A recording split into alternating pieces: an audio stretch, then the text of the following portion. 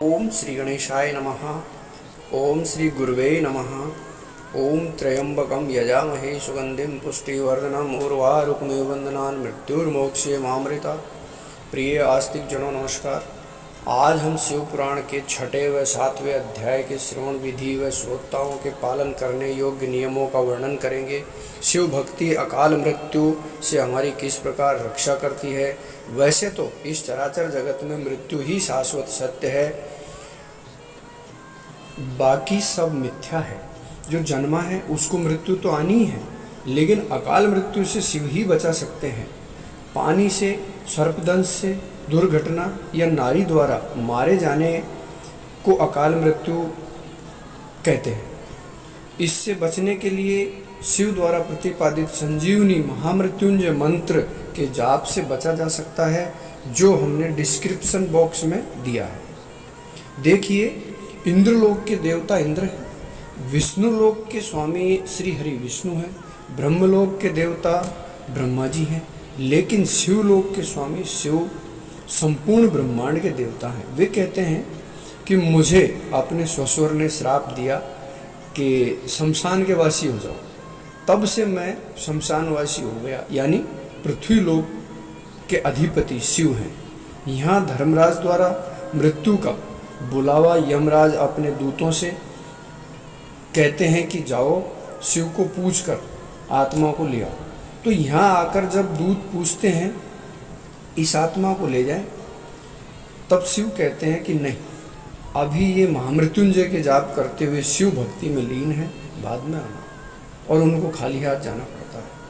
इस बात का जीता जागता उदाहरण है, जिसको 2 बार सर्पदंश हो चुका हो या दुर्घटना में हड्डियों के कई टुकड़े हो गए हों और वो आपके सामने कथा श्रवण करवा रहा हो। ये शिव कृपा ही है। अकाल मृत्यु वो मरे जो काम करे चांडाल का, काल उसका क्या बिगाड़े जो भक्त हो महाकाल का। तो दोस्तों, आप भक्ति को कृष्ण की करो, भक्ति करो कृष्ण की करो, राम की करो, नारायण की करो, सब प्राप्त शिव को ही होती है। क्योंकि मृत्यु के बाद जाना तो शमशान में ही है और वहाँ के मालिक भूतेश्वर महाकाल शिव ही है। यहाँ कण कण में शिव ही वास करते हैं।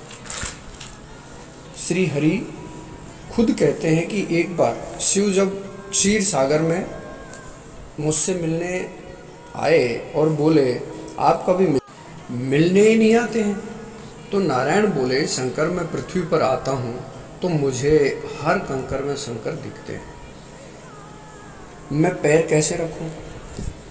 तो महेश्वर बोले आप बिना पैर के हो जाओ। नारायण हंसे और बिना पैर वाले प्राणी सर्प बन गए और शिव के गले का हार बन गए। शिव गले में भुजंग कोई और नहीं, स्वयं नारायण ही है।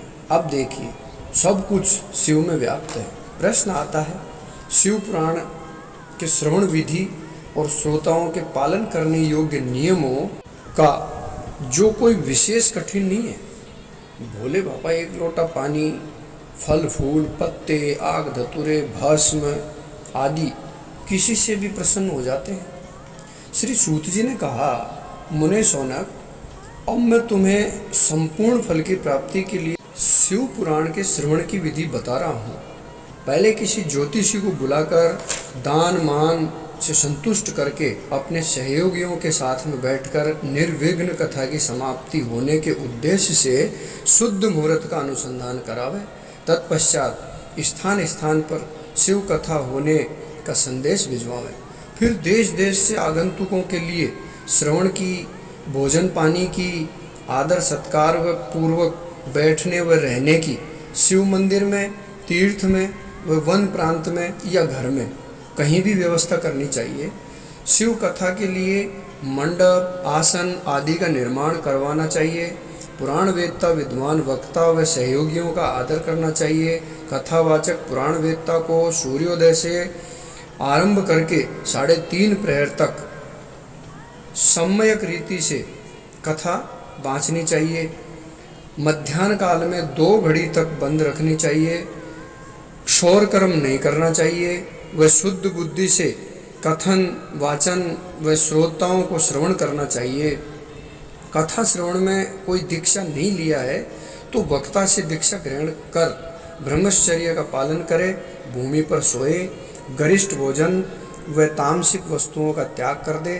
कथा का नियम पूर्वक श्रवण करने से सकाम पुरुष अपनी अभीष्ट कामनाओं को प्राप्त करता है और निष्काम पुरुष मोक्ष को प्राप्त कर लेता है। दरिद्र, क्षय का रोगी, पापी, भाग्यहीन तथा संतान रहित पुरुष, स्त्री व काकबंध्या आदि 7 प्रकार की दुष्टा व जिनका गर्भ गिर जाता है हो, इन सबको शिव पुराण की कथा सुनने से लाभ होता है। शिव पुराण पुस्तक की भी पूजा करनी चाहिए।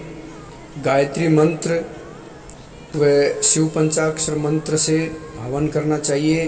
ब्राह्मणों को भोजन, दान दक्षिणा, वस्त्र, आभूषण आदि से पूजन करके पुस्तक का दान करें। इस तरह विधि विधान का पालन करने पर श्री संपन्न शिव पुराण संपूर्ण फल को देने वाला तथा भोग व मोक्ष का दाता होता है। श्रीमान शिव पुराण समस्त पुराणों के भाल का तिलक माना गया है। इसके श्रवण से निश्चय ही संसार सागर पार हो जाता है। शुद्ध बुद्धि हमारे लिए आवश्यक है, जिसको हम नजरिया बोलते हैं। जिस रंग का चश्मा होगा वैसा ही नजर आएगा। एक छोटा सा प्रसंग है। रास्ते में एक पत्थर पड़ा था। राहगीर कोई ठोकर खाकर जा रहे थे, कोई बचकर जा रहे थे। एक व्यक्ति आया और उस पर पैर रखा, थोड़ा ऊंचा हुआ, ऊपर आम के पेड़ की टहनी रास्ते के ऊपर थी, उसमें से आम तोड़ा और चला गया। वैसे ही हमने पहले चर्चा की, शिव जी को शमशान में रहने का श्राप अपने ससुर से मिल गया, तो वो खड़े हुए और नाचने लगे। नारायण बोले, बुरा हुआ, आपको श्राप मिला और आप नाचने लगे। तो शंकर जी बोले, अच्छा हुआ, भजन में बाधा नहीं होगी और मैं शमशान में अकेला ही रहूँगा। तो ये है हमारे भोले बाबा, ये बुरे को अच्छे में बदलना जानते हैं। मन में विश्वास एवं भक्ति और सकारात्मक सोच हो तो शिव कृपा से हमें शुद्ध बुद्धि आगे बढ़ाने में सहायक रहेगी और हमारा सांसारिक जीवन सुखमय व्यतीत होगा। तो देखते सुनते रहिए, लाइक व शेयर करके कमेंट बॉक्स में ओम नमः शिवाय भगवान भूतेश्वर का आशीर्वाद प्राप्त करने के लिए जरूर लिखें। धन्यवाद। शिवोहम।